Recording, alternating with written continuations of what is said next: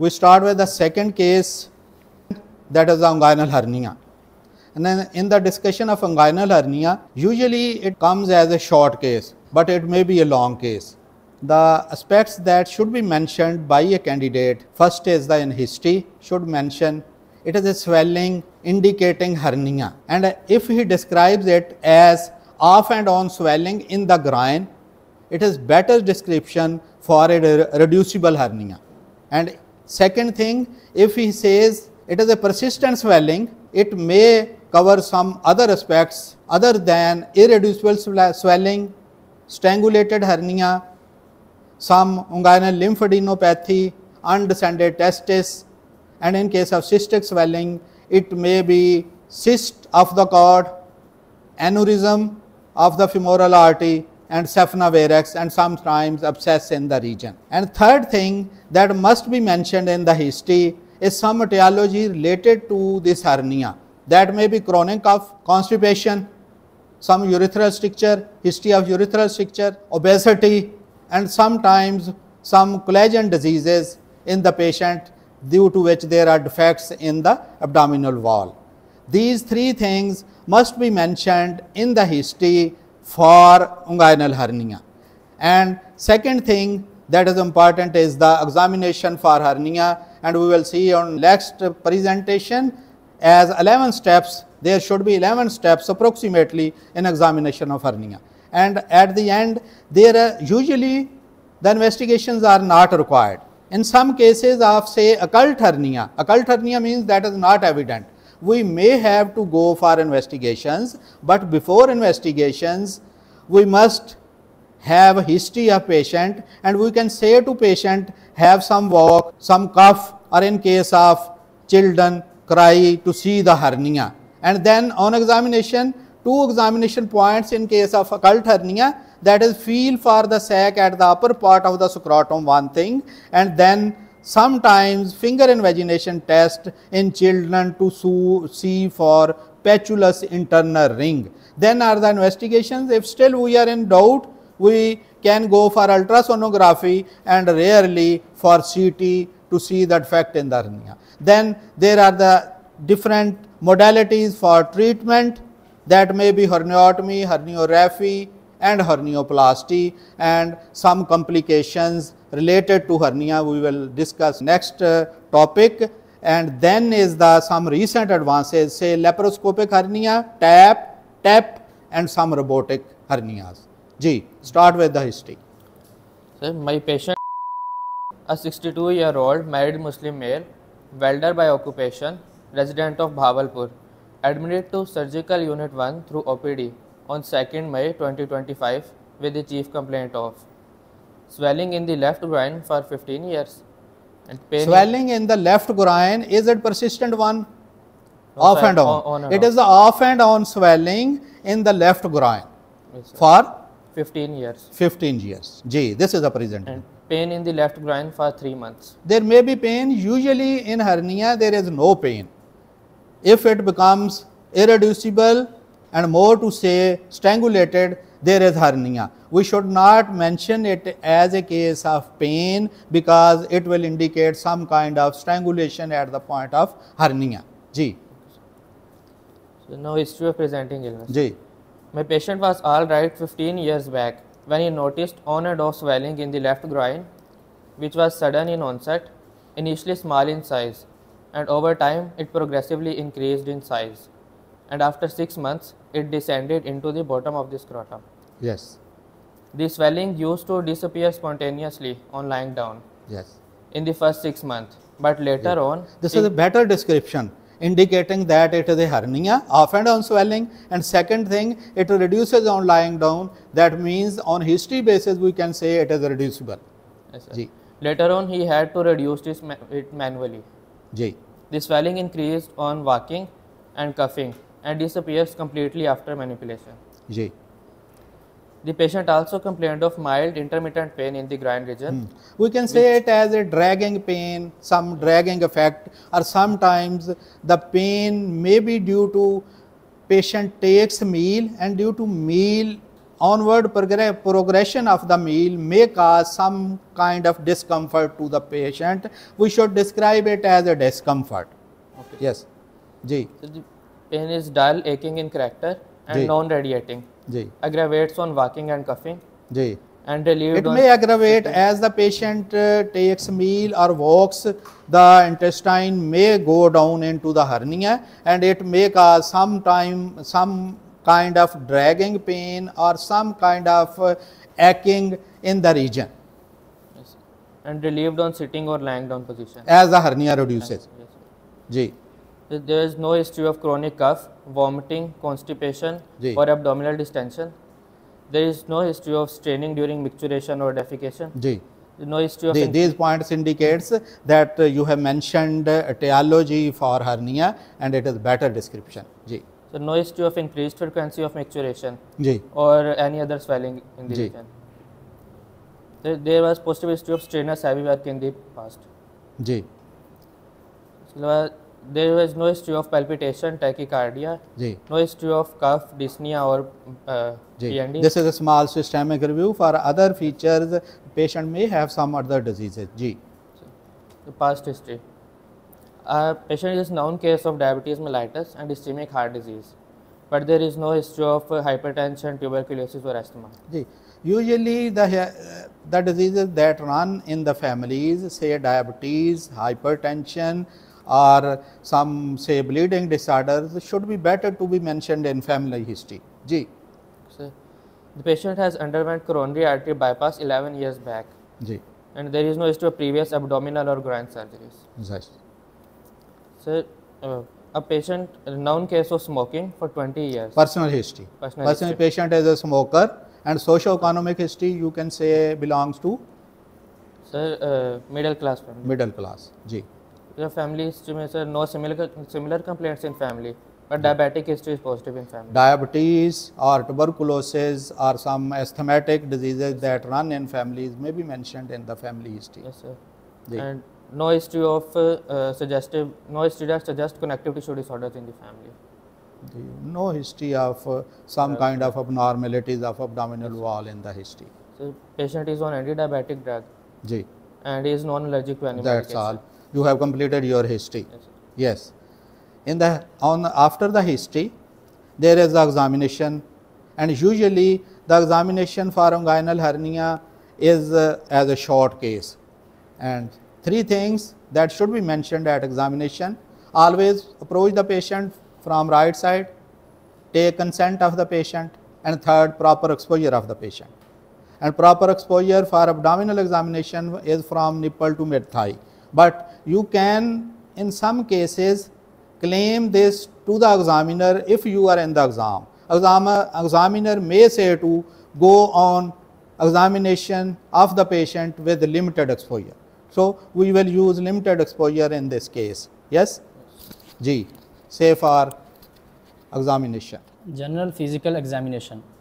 An old man of average build and height lying comfortably on the bed, well oriented in time, place and person, answering to my questions comfortably, having following vitals: pulse 71 beats per minute, normal volume and regular rhythm; blood pressure 130 by 85 mmHg measured in supine position in right brachial artery; respiration 22 cycles per minute and it is abdominothoracic. It is better to mention pulse, blood pressure, respiration, and say fourth one is temperature. So this much, and if you avoid such a detail at this point, it is better. Otherwise, you may come with some difficulty to the examiner if you have described some odd things in such a description. Ji. On general physical examination, there is no clubbing, icterus. Any positive findings in this patient? Local examination. No. Positive findings No, on sir. general physical examination. No, sir. Is there any scar mark for bypass? No, sir. No scar mark for bypass. Nazar nahi hai. You have not seen the no, scar sir. mark. Yes. Next. Local examination. Ji. Patient is After general physical examination for inguinal hernia, in the exam it is usually asked go for examination of the groin. So you will proceed first in this case go for the examination of the groin. Yes? Ji. Patient is examined with due consent and in adequate illumination ji. and exposed from nipples to mid-thigh. Ji. Examination is conducted in both standing and supine position. And always remember, if for example you are asked to examine for the kidney, you palpate for the kidney, you will go bilateral examination for both kidney. And if you are asked for examination of the limb, lower limb, you will examine both sides. And in case of inguinal hernia, you will see orifices on both sides for any hernia. Yes. Inspection. On inspection, a solitary pyriform shaped swelling. The first test on examination in case of inguinal hernia is, it is, say, it is, खांसी करें आप, it is a cough impulse and evident on inspection, and with that you have a detailed description of the swelling. Describe the swelling. A solitary pyriform shaped swelling is present in the left groin region, extending from medial to mid inguinal point up to the base of scrotum. The swelling is expansile on coughing. The swelling that comes and bulges with cough. Ji. And reduced on lying down. Ji. The swelling has smooth surface and well defined margins. Skin over the swelling is normal. No visible pulsations over the swelling. No scar mark of previous surgery. Penis is located in midline position. Ji. These are the findings on inspection. The second test that is related specific to inguinal hernia is palpation, cough impulse on palpation. जी. खांसी करें जी. जी. आए आप. Put the hand and palpate for the cough impulse. Just palpate for the cough impulse. हाथ को खोल लें, ये रखें जी. खांसी करें जी. You can palpate the cough impulse. The third test is reducible. It is a reducibility. ठीक है. These two tests should be performed in the standing position. One is cough impulse on inspection with description of swelling. Second is cough impulse on palpation with description of the detailed finding of palpation of the swelling. Then the patient should be examined in the lying down. Lying down में लटा के इसलिए भी देखना ज़रूरी है कि जो रिड्यूस होना है हर्निया वो लाइंग डाउन में होगा, खड़े करके रिड्यूस होना मुमकिन नहीं होगा. And third is reducibility. Look for the reducibility. जी. खांसी करें बस जी. रिड्यूसिबल है. The swelling is reducible. The swelling is reducible. और reducible, to check for reducibility of the swelling, we can ask the patient to reduce it. और usually मरीज खुद ही रिड्यूस कर लिया करता है, उसे पता भी होता है कि मैंने ये कैसे रिड्यूस करना है, वो रिड्यूस कर लेगा. This is the third test and in this case the reducibility is possible for the swelling. It is a reducible swelling. And then next test is ring occlusion test. Come and do for the ring occlusion test. Ring occlusion test, it is the test performed to differentiate direct hernia from indirect hernia. Palpate for the pubic tubercle. This is the pubic tubercle. This one. उसकी नोक सी feel होती है आपको, ये feel हो रही है. And second is the anterior superior iliac spine. This is the anterior superior iliac spine. Dry straight line. This is the inguinal ligament. Midpoint, and put your hand, thumb, to occlude the deep inguinal ring जो हमने इस तरह mark किया है. तो patient से कहें कफ करे, खांसी करें, खांसी करें जी. We have occluded the deep inguinal ring and asked the patient to cough. The hernia has appeared, bulge has appeared. It means it is direct. It is direct inguinal hernia. जब हमने ring को occlude किया, अगर appear नहीं होगा तो इसका मतलब है वो रिंग से आ रहा होगा और ये वाला इनडायरेक्ट होगा. This is a direct inguinal hernia. Yes? Yes, sir. This is the ring occlusion test to differentiate direct versus indirect inguinal hernia. Yes. Next test is Z-man test. Z-man test or 3-finger test. We will put 3 fingers to include superficial inguinal ring, deep inguinal ring and femoral ring, and will ask the patient to cough. जब हम तीनों को include कर देंगे, जब patient कफ करेगा तो जहां पे कफ इम्पल्स स्ट्राइक करेगी वो वाला हर्निया होगा पेशेंट को। एक बात, फिर हम फिमोरल को और फिर सुपरफिशियल को और डीप को, तीनों को फिंगर्स को हटाते जाएंगे तो जहां से बल्ज होगा वो इंडिकेट करेगा कि ये वाला हर्निया। ठीक है, आप रखेंगे फिंगर्स या मैं रख देता हूं? I will keep the. ये देखें, ये राइट हैंड इस्तेमाल किया, ये मैंने एक फिंगर रखी है, ये दूसरी रखी है, ये डीप रिंग पे और ये फिमोरल पे। ठीक है, ये खांसी करें जी, ये सुपरफिशियल, ये डीप और ये फिमोरल पे जी, खांसी करें। तो मोस्ट लाइकली जो प्रीवियस एग्जामिनेशन से हम थोड़ा सा इन्फ्रेंस निकालते हैं कि फिमोरल नहीं है तो वो फिंगर पहले उठा लेते हैं। ये फिंगर उठा ली तो बल्ज नहीं हुआ। अब मैंने जी, अब खांसी करें जी, it strikes at the site where I have put the finger to occlude the superficial ring, तो वहां पे स्ट्राइक कर रहा है तो ये वाला hernia, it means it is direct one और डीप पे स्ट्राइक नहीं करता। तो this is the Z-man test और 3-finger test to differentiate femoral and inguinal hernia that may be direct or indirect one. In this case we have concluded it is direct inguinal hernia. This is the Z-man test. Next test is relation to the pubic tubercle. Pubic tubercle को palpate करें और वहाँ index finger रख दें, इसीलिए it is also called index finger test. For example on right side आपको बेहतर नजर आएगा, मैं करूं तो ये pubic tubercle है, ये I have put the index finger at the pubic tubercle and ask the patient to cough. ठीक है, इसी तरह I can put the finger at the pubic tubercle on the left side. ये left side पे रखा है and I will ask the patient to cough. If the swelling is infralateral, it is femoral hernia. If it is medial, जी खांसी करें उधर मुंह करके, ये swelling is supromedial, it means it is the inguinal hernia. This is the index finger test or relation with the pubic tubercle to differentiate femoral from inguinal hernia. And next test is finger imagination test. It is rarely performed and it may have to perform in some children to see for patulous ring, and sometimes it is said it is painful test और examiner बाज़ का इसको पसंद भी नहीं करता कि आपने ये फिंगर इन्वेजिनेशन क्यों किया, मरीज़ को दर्द होता है। ठीक है, लेकिन एटलीस्ट फॉर एकेडमिक पर्पज़ आपको पता होना चाहिए कि ये फिंगर इन्वेजिनेशन टेस्ट है और इसे कैसे परफॉर्म करते हैं। थ्रू द स्क्राटम, ये इंडेक्स फिंगर जैसे मैंने डाली है, ये मैंने डाल दी अंदर तक।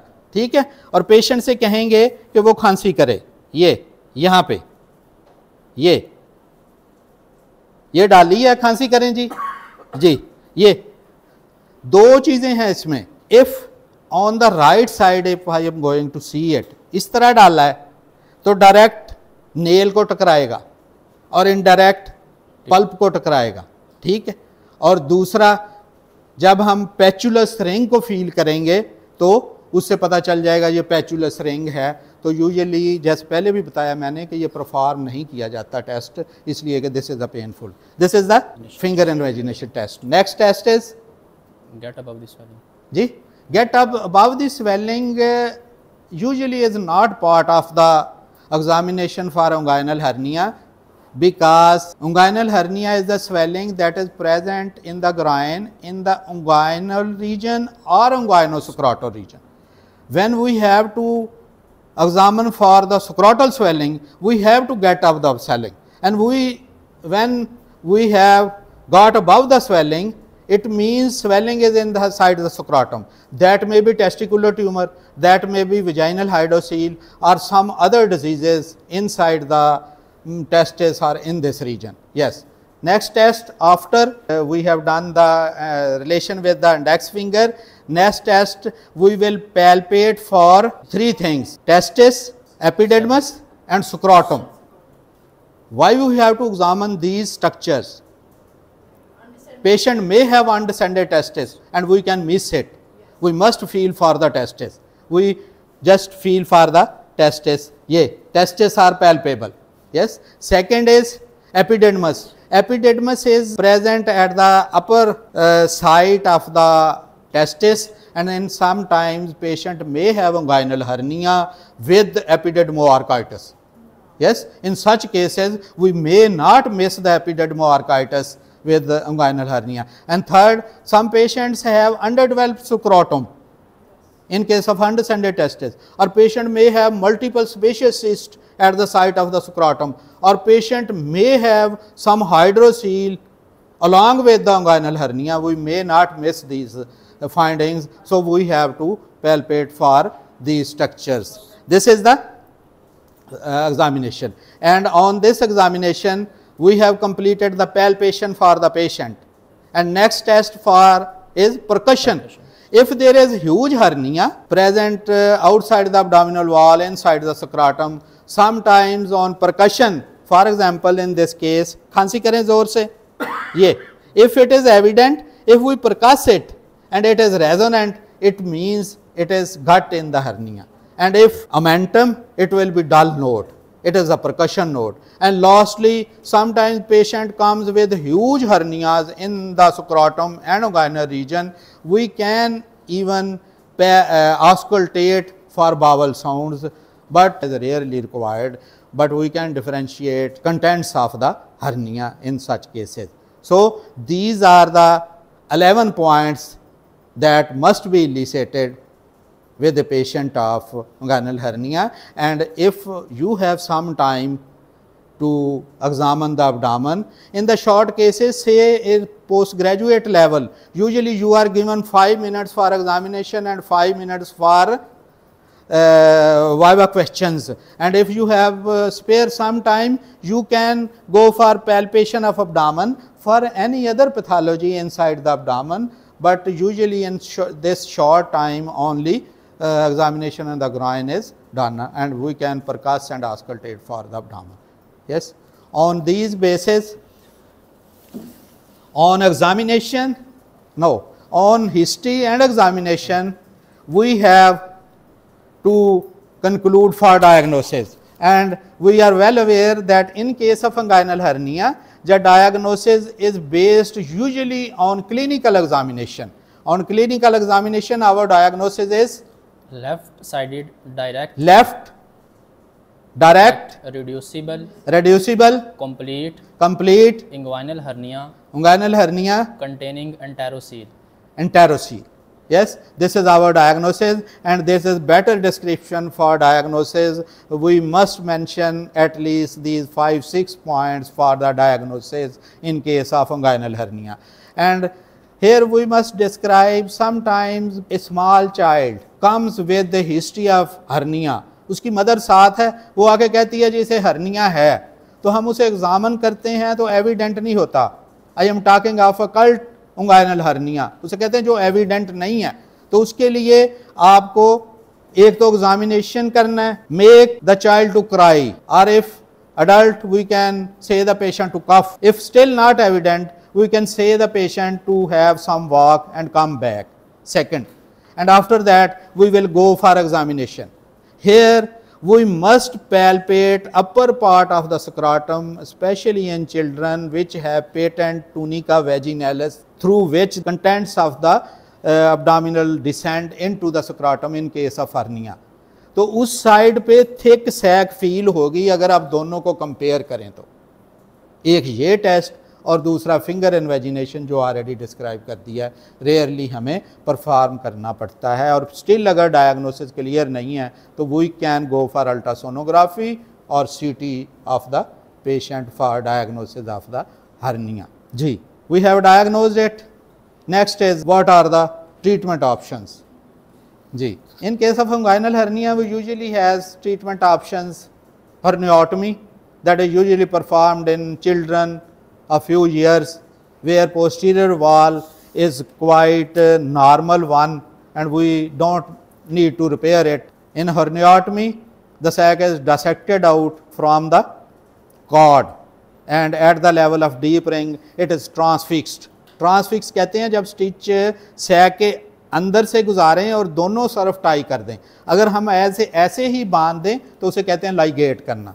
ट्रांसफिक्स करते हैं ताकि वो स्लिप ना हो जाए सूचर आप, तो उसके बाद हम क्लोज कर देते हैं एक्सटर्नल ऑब्लिक, जैसे काटा है वैसे ही क्लोज कर देंगे, से एक्रो में कैटगार्ड नंबर 1 या 0 से बच्चों में क्लोज कर देंगे। This is the herniotomy. In case of herniorrhaphy, herniorrhaphy means herniotomy plus some repair of the posterior wall of the inguinal canal. तो अगर उसके लिए वो यूज सम सूचर्स तो उसे कहते हैं हमने हर्नियोरैफी किया।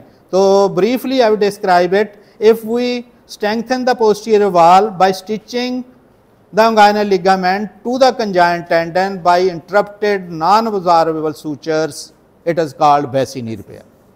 And next, if we use Parolin number 1, starting from the pubic tubercle to the deep ring with continuous stitches by making figure of 8 or crisscross stitches, it is called Dorning.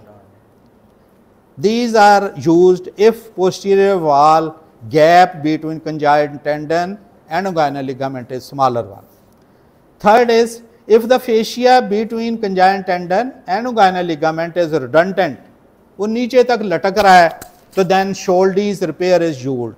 उसमें fascia को longitudinal खोल लिया जाता है और double प्रेस्टिंग कर दी जाती है और उसके ऊपर पोस्टीरियर वॉल की रिपेयर भी करते हैं। This is the Scholde's repair. Another is disorder repair, in which a strip of external oblique aponeurosis is taken and external oblique aponeurosis remains attached on both sides, and this strip of tissue is taken behind the cord to reinforce the posterior inguinal canal, posterior wall. Disorder repair. McVay भी कहते हैं एक repair जिसमें हम लेकुनर ligament को stitch में use करते हैं इंगाइनल लिगामेंट के साथ जो पड़ा होता है। And other repairs for open method for inguinal hernia is Lytle repair, in which the deep inguinal ring is made short by interrupted 2 or 3 stitches. Thus, these are the methods of herniorrhaphy. Next is the hernioplasty. Hernioplasty is when we reinforce the posterior inguinal canal wall with the help of some mesh or fasciolata. तो इन cases में Parolin mesh को using Parolin 2.0 inguinal ligament और conjoined tendon के साथ stitch कर दिया जाता है। It may be Parolin 2.0 with interrupted stitches और कंटिन्यूअस स्टिचेस, और मीडियल मोस्ट स्टिच जो है वो प्यूबिक टबर्कल से शुरू करते हैं। And if there is some gap on the lateral side of deep ring, तो मेश का लेटरल यूज है, मेश जो इस्तेमाल किया है उसको लेटरली स्टिच कर दिया जाता है ताकि उस साइड को भी सपोर्ट हो जाए। तो यूजुअली जो ये वाली रिपेयर है इसे कहते हैं लाइकनस्टीन रिपेयर। लाइकनस्टीन रिपेयर जो पोस्टीरियर इंगाइनल वॉल को स्ट्रेंथन करने के लिए इस्तेमाल करते हैं।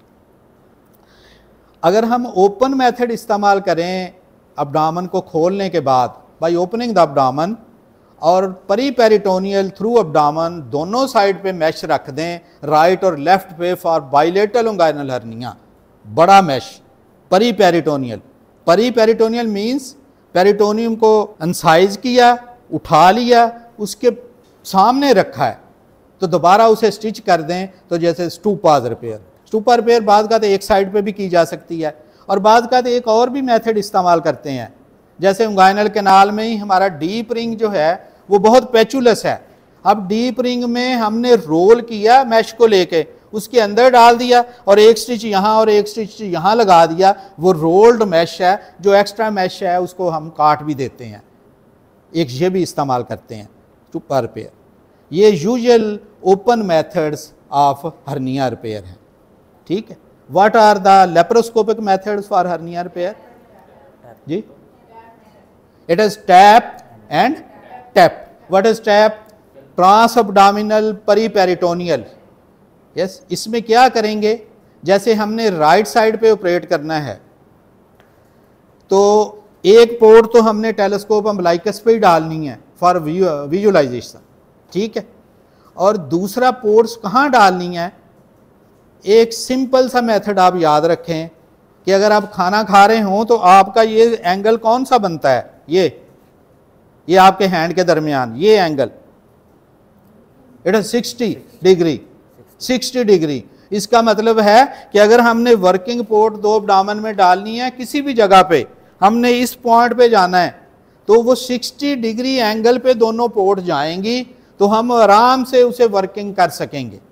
तो इसीलिए इंगाइनल हर्निया में अगर करना है, यहाँ पे ये डाला है तो 60 डिग्री देखें तो एक पोर्ट यहाँ पे हो गई और एक पोर्ट यहाँ पे हो गई, और इतना फिजिबल हो कि पोर्ट्स यूजुअली कहते हैं कि जो इंस्ट्रूमेंट है हाफ अंदर हो और हाफ बाहर हो, तो फिर वो मैनिपुलेशन फलक्रम के हिसाब से ठीक रहती है।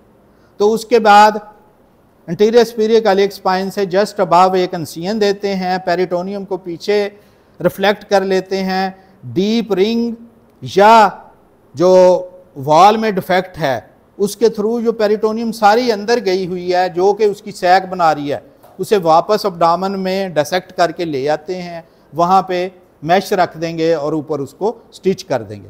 ट्रांस एब्डोमिनल परी पेरिटोनियल पूरा एब्डोमेन में गए, एब्डोमेन में इंसफलेट की एयर और पोर्ट की आप देख सकते हैं ये और ये 3 पोर्ट्स हो गई। ये एंगल ऑफ 60 बनेगा वर्किंग के लिए दोनों पोर्ट के। ये तो visualisation. This is TAPP. TEP क्या है? Total extraperitoneal. Total extraperitoneal. क्या तरीकाकार है? एक पोर्ट अम्बलाइकस में डालते हैं, अम्बलाइकस की साइड पे, ठीक है। सेकंड पोर्ट यहां पे मिड लाइन पे ही उसी साइड पे थोड़ा सा नीचे, और थर्ड उससे नीचे यहां पे। 3 पोर्ट हो गए। इसमें हमने इंसिजन दिया, जो पोस्टीरियर पेरिटोनियम है वो नहीं खुलेगी, शीथ और रेक्टस एब्डोमिनस के नीचे हमने जगह बना ली ब्लंट डिसेक्शन से। उसके बाद बैलून मिलता है, बैलून को जब हम इन्फ्लेट करते हैं तो ये पूरा एरिया बड़ी स्पेस देता है जिसमें हम डिसेक्शन कर सकें। उसके बाद सेकंड पोर्ट और फिर थर्ड पोर्ट यहाँ पे डाला, और उसको बाद हमने इंग्वाइनल कैनाल में चले गए, और कैनाल में ऐसे ही डिसेक्शन जैसे हमने ओपन इंग्वाइनल कैनाल में इंसिजन दे के डिसेक्शन करते हैं, सैक को लैदा करेंगे, मैश रखेंगे, और इस तरह हम टैप का प्रोसीजर पूरा कर लेंगे। रिकमेंडेशन क्या है? नॉइस गाइडलाइंस रिकमेंडेशन ये हैं कि for recurrent hernia go for the laparoscopic, for bilateral hernia go for the laparoscopic, और यूजुअली जो सिंगल साइडेड हर्नियाज हैं उनमें कहते हैं कि आप ओपन कर लें।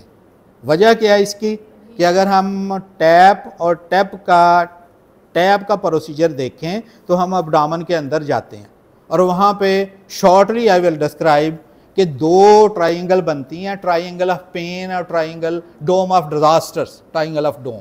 वहाँ पे डोम ऑफ डिजास्टर्स में वेसल्स पड़ी होती हैं, आइलियक वेसल्स। खुदा न खास्ता उनकी इंजरी हो गई तो ट्रबलसम होगा, और पेन में अगर उनकी इंजरी हो गई तो पेन पेशेंट को परसिस्ट करता रहता है कि चे जाए कि हम एब्डोमेन के अंदर जाके पूरा रिपेयर करें जो प्रोसीजर हम बाहर से कर सकते हैं। तो ये उसकी रिपेयर के लिए है टैप और tap procedure for inguinal hernia.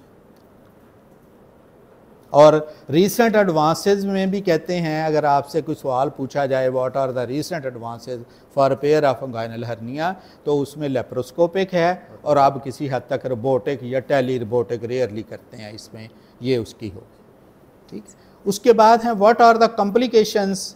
हमने पेशेंट की हर्नियोग्राफी की है ओपन, तो what is the usual complication जी? Scrotal haematoma.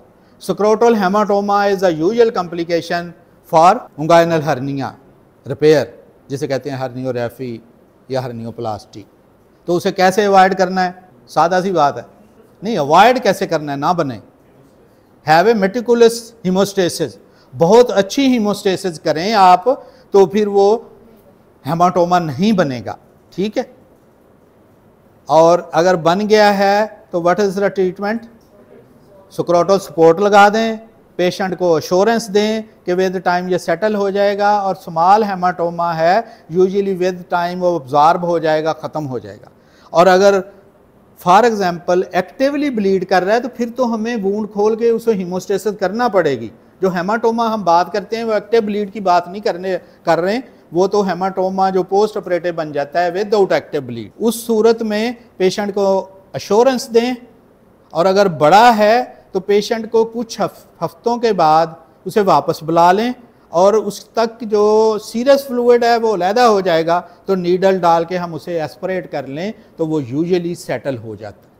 This is a usual complication after herniorrhaphy और हर्नियोप्लास्टी सुक्रोटल हेमाटोमा। और कौन सी कॉम्प्लिकेशंस होंगी जी? सिरोमा फार्मेशन, वो सिमिलर ही है टू हेमाटोमा फार्मेशन जी।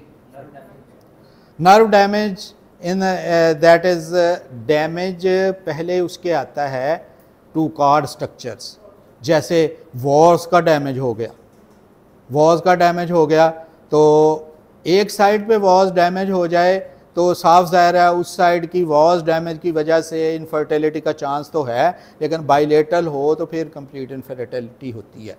और दूसरा damage to testicular artery, testicular artery damage हो जाए तो क्या होगा? टेस्टिकुलर एट्रोफी हो जाती है, टेस्टिकुलर एट्रोफी हो जाएगी। और जो नर्व्स इस साइड पे हैं दो गुजर रही, कौन कौन सी हैं? Ilioinguinal and genital branch of genitofemoral, genitofemoral branch of genital nerve, और उस एरिया में पैरास्थीजिया या एनेस्थीजिया का इफेक्ट आएगा अगर वो डैमेज हो जाते हैं। और क्या होगा? Complications, infection of the wound वो होगी, और रिकरेंस रिकरेंस के चांसेस हैं हर्निया में अगर प्रॉपर रिपेयर ना की जाए। उसका हल तो यही है कि रिपेयर प्रॉपर होनी चाहिए, और आप सैक को डाइसेक्ट आउट करें और फिर उसकी रिपेयर करें। और injury to the structures during surgery, for example अगर आपने डीप स्टिच गुजारा है फेमोरल आर्टरी या फेमोरल वेन से ना गुजर जाए पोस्टीरियर वॉल की रिपेयर करते हो। एक यूजुअली अगर आपका डायरेक्ट हर्निया है तो उसमें यूरिनरी ब्लैडर है या सिग्मॉइड है या स्मॉल गट है, तो उसकी इंजरी के चांस को भी अवॉइड करना है, रेयरली पॉसिबिलिटी है। और जो ज़्यादा चांसेस हैं स्लाइडिंग हर्निया हो तो उसमें क्योंकि स्लाइड करके गट ही आ रही होती है, सैक नहीं होती, तो surgeon sometimes to dissect out the sac, वो समझता है कि ये सैक है, तो उसमें इंजरी का चांस कंपेरेटिवली ज़्यादा हो जाता है जी। Any other question? सर अगर स्ट्रैंगुलेटेड हर्निया हो? जी, स्ट्रैंगुलेटेड हर्निया है। In case of strangulated hernia, we have already mentioned कि you have to differentiate and diagnose as the doctor साहब ने बहुत अच्छा मेंशन किया है कि रिड्यूसिबल है, इरेड्यूसिबल होगा, उसके बाद जैसे इनकार्सिनेटेड कहते हैं या ऑब्स्ट्रक्टेड या इनकार्सिनेटेड। ऑब्स्ट्रक्टेड है कि ऑब्स्ट्रक्शन की सिम्टम आ रही हैं, अगर अमेंटम है तो हो सकता है ऑब्स्ट्रक्शन की ना आए, लेकिन ऑब्स्ट्रक्शन की वजह से उसको हो सकता है एब्डोमिनल डिस्टेंशन और बाकी सिम्टम्स आ जाएं। उससे नेक्स्ट अगर blood supply starts to compromise हुई नहीं है, वायबल है, तो इनकार्सिनेटेड है। और स्ट्रैंगुलेशन में पेशेंट की जो गट की ब्लड सप्लाई है वो हिंडर हो गई है और गट इज़ नॉट वायबल, उस सूरत में आपको क्या करना पड़ेगा? Resection anastomosis of the gut करना पड़ेगा। और रिसेक्शन एनास्टमोसिस के बाद post operative care as a patient of resection anastomosis होगी। In case of obstructed hernia और in case of incarcerated hernia the gut is viable, तो वो आप वापस ले आएंगे एब्डोमेन में तो वो सर्वाइव कर जाएगी। कैसे पर ऑपरेटिव चेक करते हैं कि गट वायबल है? एनेस्थेटिस्ट कहें 100% ऑक्सीजन दे, कलर उसका पिंक हो जाएगा, अगर वो पहले ब्लैकिश सा है। पेरिस्टाल्सिस टैप करें तो विजिबल पेरिस्टाल्सिस होंगी, प्रिक करें तो इट विल ब्लीड, और जो ब्लीड करेगा आप देखें कि viable tissue pinkish reddish blood bleed करेगा, और जो डेड टिश्यू है वो ब्लैकिश सा निकलेगा। तो इन चीज़ों से 5 मिनट तक कहते हैं ऑक्सीजन दें, उसे देखें, वायबल है तो वो एविडेंट हो जाएगा। और कोई any other thing to be mentioned? Sir, how the surgery of direct and indirect inguinal hernia differ? जी, What are the key steps? as per the approach for inguinal incision, the incision is same one for both sides. But if the hernia is obstructed one, we to get relief to the obstructed omentum or gut, we have to extend the NCN downward toward the scrotum. And similarly, if the hernia is obstructed in the deep ring, we have to give some nick in the deep ring to relieve the gut. And after that, we repair these sites with proper repair to the area. So, NCN तो एक ही है, लेकिन onward proceeding में फ़र्क हो सकता है कि अगर ऑब्स्ट्रक्टेड है तो हमने उस गट को वापस रिलीव करने के लिए एब्डोमेन में डालने के लिए एनसीएन इंटरनल रिंग पे या स्क्रोटम पे दोनों एक्सटेंड करना, एक बात। दूसरा, अगर गट गैंग्रीनस है तो क्या हमने रिसेक्शन एनास्टमोसिस पे तो नहीं जाना, एक तो ये। और तीसरी चीज़ जो मेंशनेबल है वो पहले भी बताया आपको, वो स्लाइडिंग हर्निया। अगर स्लाइडिंग हर्निया है तो उसकी प्रोसीडिंग डिफरेंट हो जाएगी। हम ये समझते हुए कि इसकी सैक ढूंढें, हम उस गट को, फॉर एग्जांपल वो सिग्माइड कोलन है तो उसे डैमेज कर सकते हैं जी। Any other? Biological has the advantages कि अब्जॉर्ब हो जाता है, फॉरेन बॉडी रिएक्शन नहीं होगा। जैसे लेप्रोस्कोपिक के लिए दोनों साइड एक बायोलॉजिकल होती है, तो बायोलॉजिकल नीचे की तरफ एब्डोमेन में, मैं वेंट्रल हर्नियाज की बात कर रहा हूँ, वहाँ रखते हैं तो उसके साथ गट एडहेयर नहीं होती। तो एडवांटेजेस हैं बायोलॉजिकल मैश के, वो इस्तेमाल कर सकते हैं हम। बायोलॉजिकल थोड़े से कास्टली हैं आम मैश से, तो इस हिसाब से पेशेंट की अफोर्डेबिलिटी देखना पड़ती है। Sometimes that is called pantaloon hernia. Pantaloon hernia तो वो दोनों में हो सकता है। तो आपने वो दोनों, ये नहीं है कि आप हम एक ही रिपेयर करके आ जाएं और दूसरा छोड़ दें, इसीलिए साइड को दोनों के लिए देखना बहुत ज़रूरी है, तो दोनों की रिपेयर करें हम। तो कोई वजह नहीं है कि हम सेकंड सर्जरी करें, सेम टाइम करना है, दोनों को आइडेंटिफाई करना है, प्रॉपर रिपेयर करना है। मैश आप बोलें कौन कौन से हैं जी? सिंथेटिक हैं, बायोलॉजिकल हैं। बायोलॉजिकल के फ़ायदे एडवांटेजेस बता दिए हैं, सिंथेटिक में ही हैं दोनों। एक जो अपना टिश्यू इस्तेमाल पेशेंट का करते हैं, जैसे फेशियल लेटा है, लेकिन अब रेयरली फेशियल लेटा इस्तेमाल करते हैं, वो अलहदा से लंबा टॉपिक है, किसी और वक्त डिस्कस कर सकते हैं जी। Any other question?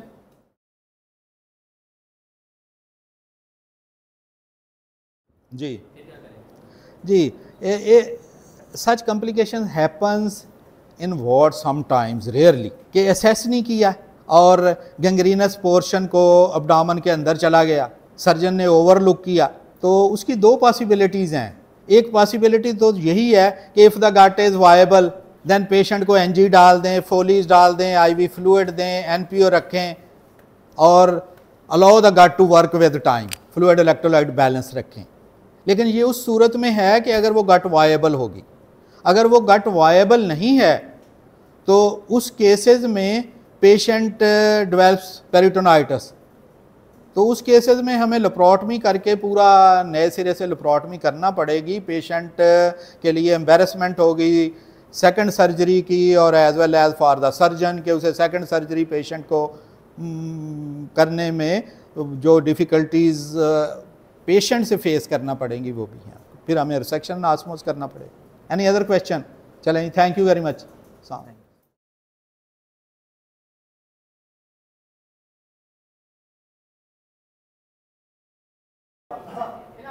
ये ऐसे हम वजन उठाते थे, कम से कम भी 10 मन की एक शाफट थी जो उठाते थे। हाँ हाँ। अच्छा, जब उठा के खड़े हो गए तो दूसरे बंदे देर से पहुंचे तो यहाँ ऐसे झटका लगा, एकदम नीचे चीज चली गई और मैंने सब कुछ छोड़ दिया। मेरे दर्द इतनी तकलीफ हुई कि मैं लेट गया जाके जी। Patient is telling the etiology for inguinal hernia, heavy work and weight bearing.